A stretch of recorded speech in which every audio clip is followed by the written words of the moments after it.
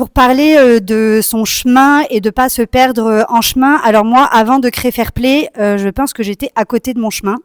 Je m'étais perdue dans le salariat après 15 ans dans l'industrie et j'ai eu besoin vraiment de retrouver du sens à ma vie et à ma carrière. Et du coup, j'ai décidé de créer un projet à la fois social et entrepreneurial qui est Fairplay. Du coup, c'est la partie émergée de l'iceberg. Ce que vous allez voir en entrant dans la boutique, c'est qu'en fait, on sauve de la destruction des articles de sport neufs, donc des vêtements, des chaussures, des accessoires que l'on vend à moins 50%. Et oui, en plus, c'est une super affaire. De grandes marques, donc Nike, Adidas, pour l'homme, la femme et l'enfant. Donc ça, c'est la partie plutôt environnementale. Et la partie sociale, c'est vraiment le cœur et l'ADN de Fairplay. C'est que par ce support-là, en fait, on accompagne des femmes vulnérables pour retrouver un emploi durable.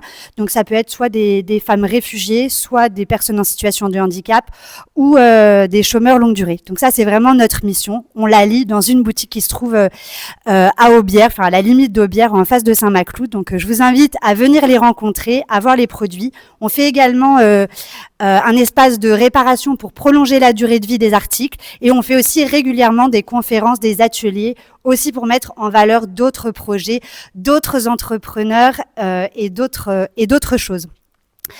Pour vous parler plus en détail de ce chemin qui a été l'entrepreneuriat et qui l'est toujours pour moi puisqu'il a démarré il y a 3 ans, je me suis posé plein de questions que vous certainement vous posez. La première étant comment je vais concilier ça avec ma vie personnelle puisque à l'époque mes filles avaient 9 et 11 ans. Je m'étais dit attends encore un petit moment, mais en fait le projet, l'envie d'entreprendre est devenue trop importante et en fait c'était vraiment une question de survie, enfin en tout cas de vie tout court, et je crois que ça a été la première chose, c'était que ma famille le comprenne. Alors au début, évidemment, je me suis dit, je vais siloter, quand je sors du boulot, j'arrête de parler du boulot, le week-end, je me donne des horaires et tout. Bon, ça a tenu pas longtemps du tout.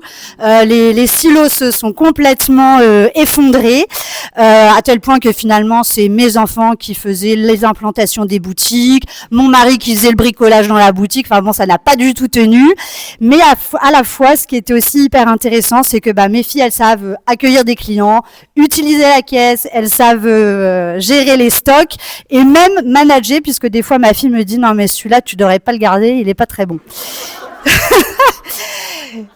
Donc tout ça pour vous dire que oui, évidemment, c'est pas facile. Évidemment, on se pose plein de questions, mais moi, ce que je peux voir et ce que j'ai vu aussi dans des études, c'est qu'en fait, entreprendre avec des enfants, ça leur permet aussi de penser que c'est possible, qu'elles peuvent le faire, d'autant plus quand ce sont des filles, et qu'en fait, ça leur apporte des choses. Et que les moments que l'on partage, c'est des moments aussi qui sont importants, qui sont forts. Alors peut-être qu'ils sont un peu moins nombreux que dans certaines autres familles, mais ça c'est important. Ça c'est important pour mon chemin aussi, parce qu'évidemment, on se pose toujours la question de comment ça se passe pour les autres. En fait, Fairplay, ce projet, c'est vraiment mon développement personnel et c'est mon chemin de vie. Ça m'a appris d'abord à penser à moi. Et ça, on a trop peu souvent l'occasion de le faire. C'est-à-dire que maintenant je le réalise et je le dis, la personne la plus importante de ma vie, c'est moi. Le meilleur investissement dans lequel je peux faire, c'est moi. Alors c'est pas facile évidemment quand on a des enfants, mais ça leur permet aussi à elles de penser que c'est possible. Et ce que j'ai observé, qui a été assez intéressant, c'est qu'en fait, en me voyant épanouie, ça leur permet d'être épanouis, ça leur permet aussi de s'épanouir différemment et des fois sans moi, et tant mieux. Et ça permet aussi d'embrigader plein de gens et un vrai mouvement là-dessus, parce que je pense qu'en tant que femme, on a quand même beaucoup d'injonctions et on pense rarement à soi tout seul. Alors pour ceux qui étaient là tout à l'heure à la conférence, je pense que c'est important, en tout cas pour moi, d'avoir des moments toute seule. Des fois, je leur dis, là, c'est ma bulle. Je ne veux personne dans ma bulle. Je vous aime de tout mon cœur, mais là, j'ai besoin d'être toute seule avec moi. Donc, en tout cas, pour ce chemin de bien-être, moi, je fais pas mal de yoga. La méditation aide beaucoup. Aller dans la nature, ça c'est des choses qui me font du bien. Maintenant, je fais un massage par semaine ayurvédique pour vraiment maintenir ça. Je pense que c'est aussi important de le faire quand on va bien, pas que quand ça va pas bien.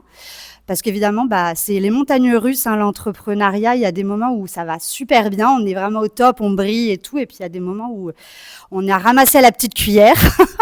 Et donc ça, le fait d'avoir une espèce de routine, en tout cas des leviers sur lesquels on peut s'appuyer, des gens sur lesquels on peut s'appuyer et des moments de penser à soi et de bien-être, hein, je pense que c'est important. Et ça, j'essaye aussi de le transmettre à mes salariés, puisque du coup, maintenant, on fait du yoga à la boutique, comme ça, c'est plus facile. J'ai deux cours de yoga, j'en ai un à titre personnel, et du coup, on fait du yoga aussi dans la boutique. Ça permet aussi, par exemple, comme mardi, de faire du coaching en marchant avec mes équipes, et du coup, j'en profite moi aussi. Donc, en tout cas, je pense que c'est important dans la durée, en tout cas, de prendre soin de soi et de son bien-être.